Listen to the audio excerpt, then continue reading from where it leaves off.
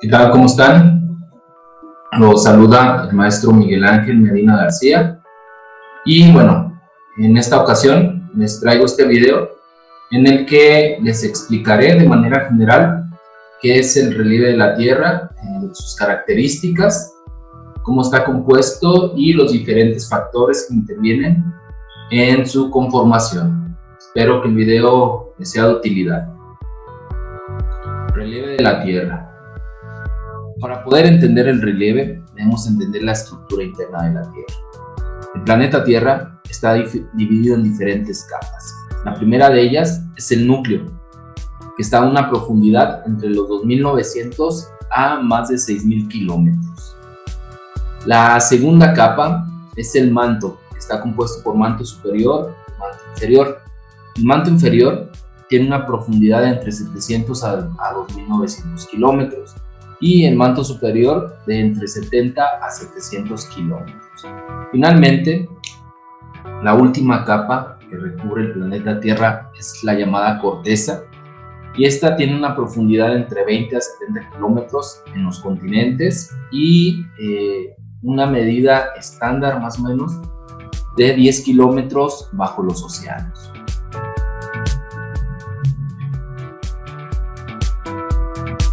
De la Tierra. El núcleo es la parte interna de la Tierra y en ella se registran altas temperaturas que van entre los 4.000 a los 6.000 grados centígrados. Es la capa con mayor densidad, representa aproximadamente el 14% del volumen de la Tierra y entre el 31 y 32% de su masa.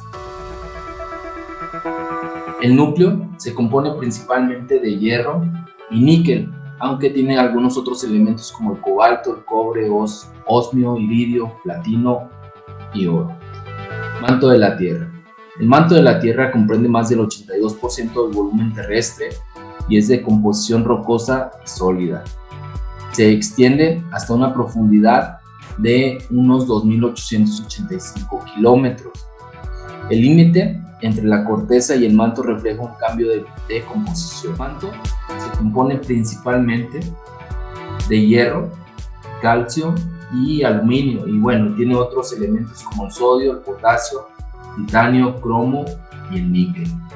Finalmente, la capa que cubre el planeta Tierra es la corteza terrestre. Y bueno, se denomina corteza terrestre a la capa más superficial de la Tierra.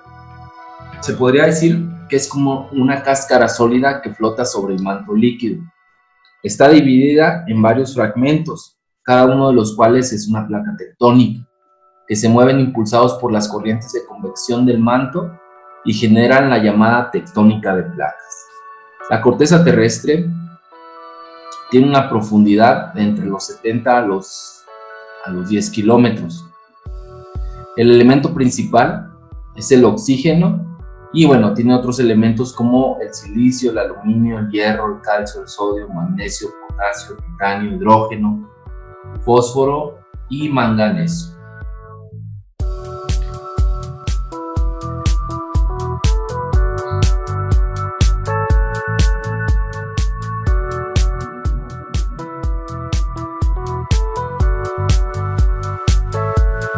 La corteza terrestre, en su mayoría, está cubierta por agua. Desde un punto de vista planetario, el agua que cubre la Tierra se podría decir que es una fina capa. Si juntáramos toda el agua del planeta Tierra y la pusiéramos en un solo lugar, se vería o tendríamos una vista más o menos como aparece en la pantalla. Corteza continental y oceánica. La corteza continental tiene un grosor aproximado entre los 33 a los 80 kilómetros bajo las cordilleras. Por su parte, la corteza oceánica tiene un grosor aproximado entre los 5 a los 10 kilómetros y dicho grosor es casi constante alrededor del planeta. Por su parte, la corteza continental tiene una composición granítica, en su mayoría. En cambio, la corteza oceánica es de origen basáltico, es decir, lava enfriada. La corteza continental es poco densa, A pesar de ser muy ancha, gruesa, tiene muy poca densidad, comparada, claro está, con la corteza oceánica, que a pesar de ser más delgada es más densa. Finalmente, otro dato importante es que la corteza continental es mucho más antigua que la corteza oceánica. Se registran zonas de la corteza continental con poco más de 4.000 millones de años. En cambio, la corteza oceánica, que es mucho más joven, tiene zonas donde el registro de edad es de 180 millones de años. La corteza continental ocupa los continentes, es decir, la tierra firme y su prolongación bajo el mar hasta llegar al fondo oceánico. En este borde continental se distinguen dos zonas: la plataforma continental, zona de poca profundidad, hasta 200 metros, y de poca inclinación, que puede ser más o menos extensa según zonas. Hay lugares, en algunos continentes, donde dicha plataforma continental se puede extender hasta 200 kilómetros en el mar. Posterior a la plataforma continental se encuentra el talud continental. El talud continental es una fuerte pendiente que da paso al fondo oceánico. Y finalmente, la corteza oceánica comprende los grandes fondos marinos de 3.000 metros de profundidad como media. El relieve de la Tierra es el resultado de la combinación de la tectónica de placas y los agentes erosivos externos. Dichos agentes erosivos externos es el agua y el viento. Como podemos ver en la siguiente imagen, el planeta Tierra, debido a la interacción entre las placas tectónicas, ha ido cambiando su fisonomía conforme ha ido pasando el tiempo. Podemos ver en la imagen que hace millones de años la Tierra tenía un solo continente llamado la Gran Pangea. Dicho continente empezó a separarse debido a la tectónica de placas, se formaron los continentes que conocemos en la actualidad, y se cree que en un futuro muy lejano todavía, dichos continentes podrían encontrarse nuevamente, chocar nuevamente en la otra parte de la Tierra, en la parte posterior de la Tierra.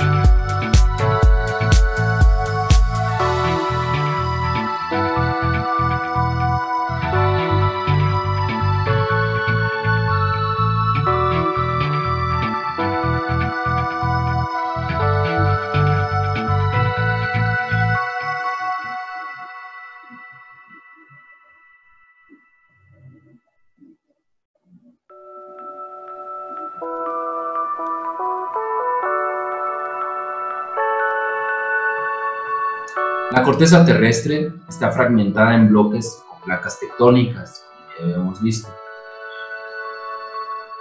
La placa tectónica más grande es la placa del Pacífico. Le siguen la placa norteamericana, la placa de Euroasia, la placa de África, la placa australiana, la placa antártica, y de ahí una serie de placas más pequeñas como la placa de Nazca, la placa de Cocos, la placa del Caribe, la placa de Sudamérica, la placa de Arabia, la placa de la India, la placa de Filipinas, entre otras. La interacción entre las placas tectónicas provoca los llamados bordes divergentes. Estos corresponden con los límites en las que las placas se separan entre sí. Como podemos ver en la imagen, dicha interacción, dichos bordes divergentes, es la separación entre dos placas. Sobre todo dicho fenómeno se da con más frecuencia en el fondo de los océanos. Se da una separación de las placas y esto conlleva que se formen grietas. También a partir de esto se produce una intensa actividad volcánica que a su vez empieza a producir una serie de volcanes que muchos de ellos duran activos por muchos años y que con el paso del tiempo emergen de los océanos y empiezan a formar una serie de islas archipiélagos, cuando ya son muchas islas formadas. Un claro ejemplo de esto es el archipiélago de Hawái, ¿no? Las islas que circundan.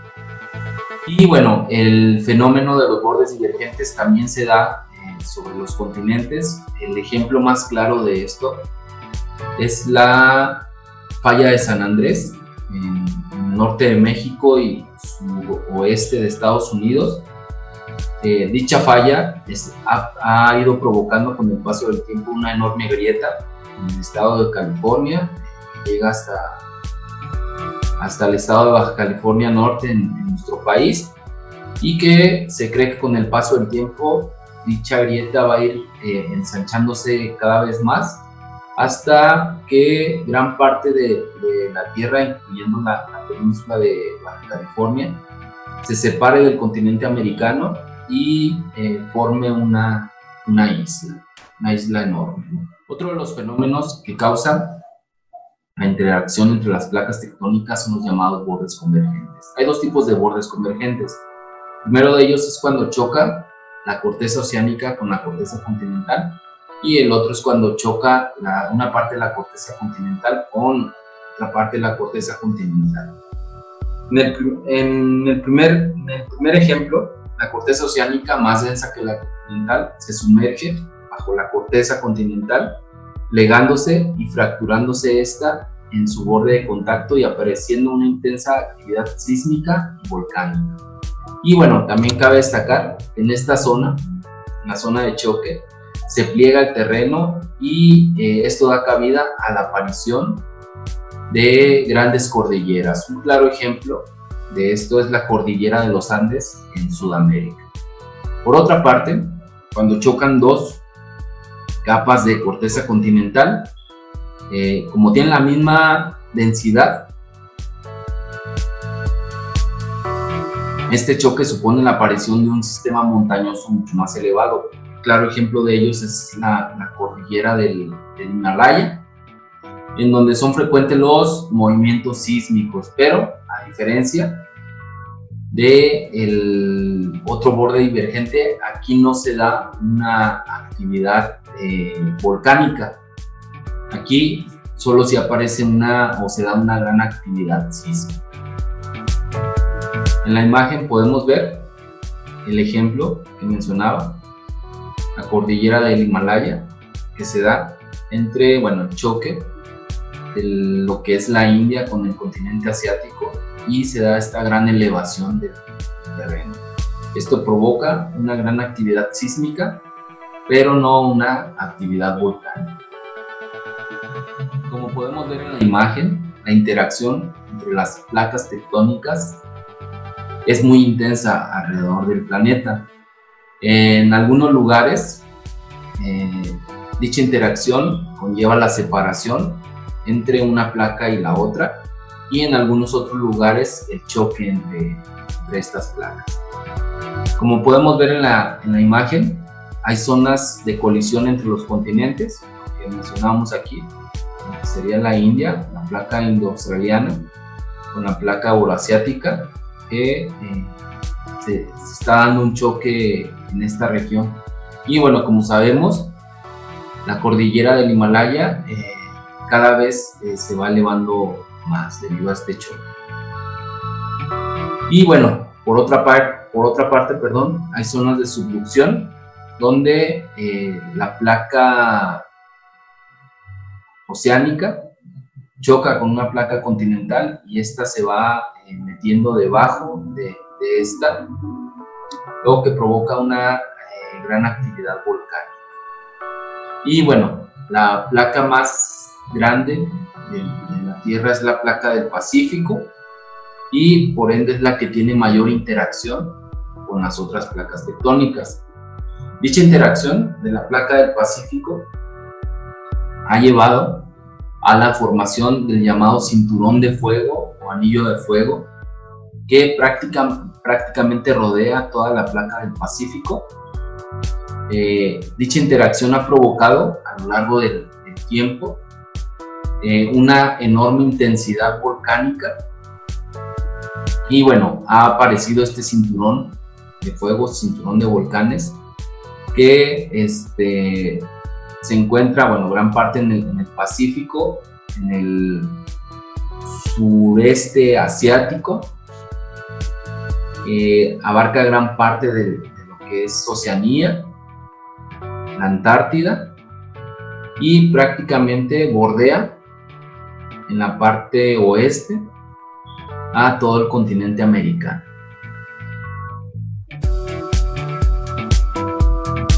Relieve continental y oceánico. El relieve continental y oceánico es un conjunto de formas que presenta la superficie terrestre. Entre ellas podemos encontrar elevaciones, hundimientos, zonas llanas a nivel del mar. El relieve puede dividirse en dos grandes conjuntos, que es el relieve continental o de las tierras emergidas, o el relieve oceánico o de las tierras sumergidas. Para este caso en particular, para este video, solo nos vamos a concentrar en el llamado relieve continental o de las tierras emergidas. Relieve continental. En el relieve continental podemos encontrar diferentes formas. La primera de ellas son las llanuras, las mesetas, las montañas, las depresiones, las sierras, las cordilleras, los cerros y los valles.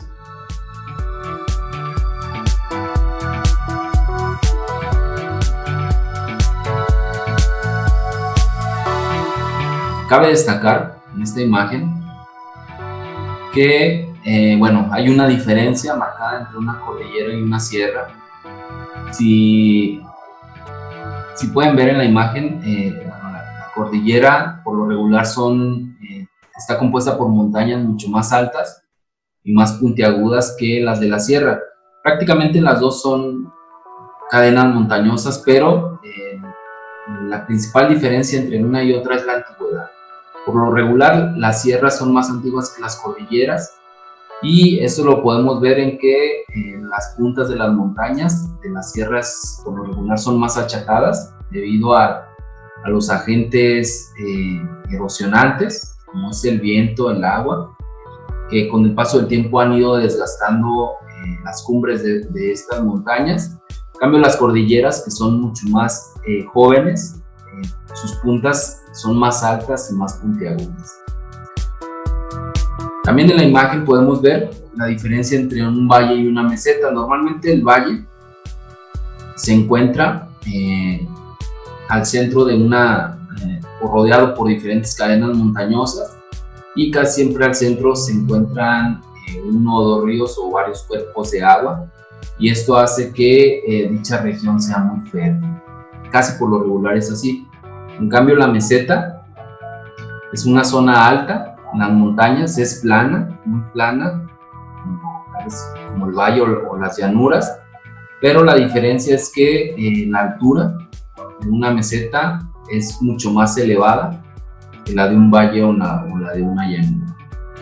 Finalmente, otra característica, podemos ver esta imagen, es la depresión. Una depresión es una zona o un terreno plano que normalmente se encuentra por debajo del nivel del mar. Relieve costero. El relieve costero está compuesto por cabos, que son pequeñas zonas de la tierra que se introducen en el mar. Los golfos, que son zonas de mar rodeadas por tierra, por así decirlo. Las penínsulas, que son extensiones de los continentes en el océano. Por lo regular las penínsulas son mucho más grandes que los cabos. Las islas, que son pequeños territorios de tierra en medio de los océanos, de los mares. Y bueno, cuando se junta un conjunto de islas, forman los llamados archipiélagos, esta zona. Los deltas por lo regular es la zona donde desembocan los ríos, la desembocadura de los ríos es el delta. La bahía es una zona que, a diferencia de un golfo, por lo regular esta es un poco más estrecha y la zona no es azotada por mar abierto, las olas de mar abierto, y regularmente en estas zonas, en las bahías, es donde hay asentamientos humanos y donde las playas, hay un mayor número de playas y las playas son más aptas para el ser humano. Los acantilados, que es donde se encuentra la tierra con el océano, pero a diferencia de una bahía donde las playas son muchas de las veces muy extensas, en los acantilados pues no hay playa, simple y sencillamente es una montaña a la orilla del mar o del océano. Otra forma de relieve costero sería el istmo. El istmo es una zona de tierra que está rodeada por el agua y normalmente es donde se estrecha más esa parte de la tierra.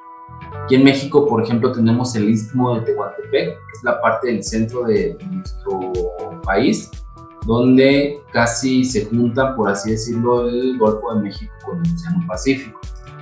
Y finalmente, otra forma de relieve costero es la ría, que básicamente es una zona donde el agua de mar se mete unos kilómetros en la tierra, en el continente. Es el relieve de la tierra y las formas que tiene. Agradezco su atención. Espero que el video les sea de utilidad.